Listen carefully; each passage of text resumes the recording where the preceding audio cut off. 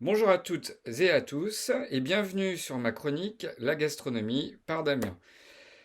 Aujourd'hui, nous allons parler du champagne, effectivement, puisque le champagne et James Bond, en fait, c'est une grande histoire d'amour. En effet, nous voyons dans tous les films notre agent préféré consommer ce délicieux nectar.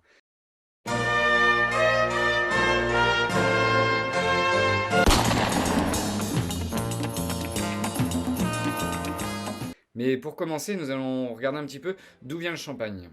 La version mosseuse du vin de champagne a été découverte par hasard. Tout a commencé lorsque les viticulteurs champenois ont essayé d'imiter les vins de Bourgogne. Cependant, ils n'y parvenaient pas parce que l'hiver était trop froid dans cette région et ça a arrêté la fermentation des vins, entreposés dans les caves.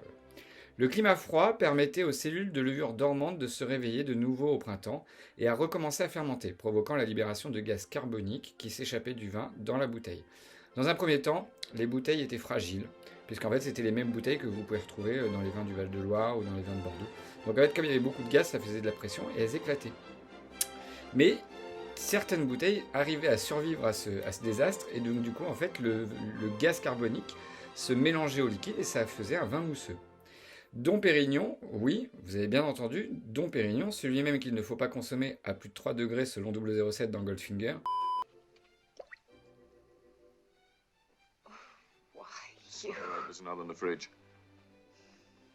Who needs it? My dear girl, there are some things that just aren't done. Such as drinking Dom Perignon 53 above a temperature of 38 degrees Fahrenheit. That's as bad as listening to the Beatles without earmuffs. Dom Pérignon fut aussi le premier vigneron à produire un vin blanc avec des raisins noirs. Dom Pérignon développa la méthode traditionnelle réglementée. Pour la petite histoire, Dom Pérignon, c'est la contraction de Dominicain Pérignon. Vu qu'il était un moine dominicain, son nom fut utilisé pour créer la cuvée Prestige de Moët et Chandon, le champagne que consomme Bond dans les films Éon de James Bond contre Dr No jusque dans L'espion qui m'aimait.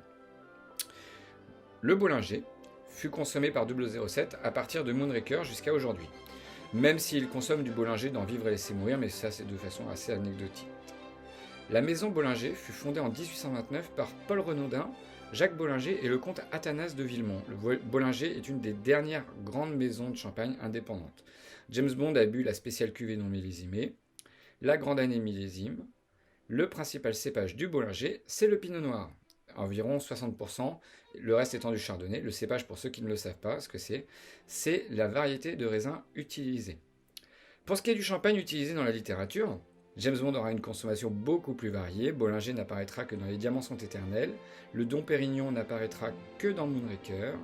Et 007 consommera également dans les livres du Krug, dans Au service secret de Sa Majesté, du Tétinger, dans Casino Royale, dans Moonraker, dans 007 à New York, et également dans Au service secret de Sa Majesté de la Veuve Clicquot. Dans Casino Royale, Opération Tonnerre et Les Diamants sont éternels, il boira également du Pommery dans le livre Goldfinger.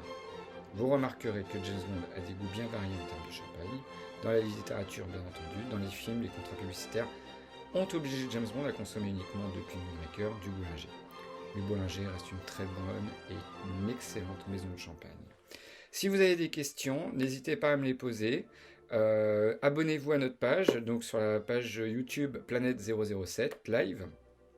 Normalement, vous allez avoir le lien qui va s'afficher quelque part. Donc voilà, je vous souhaite une excellente journée. J'espère que cette chronique vous aura plu et à très bientôt.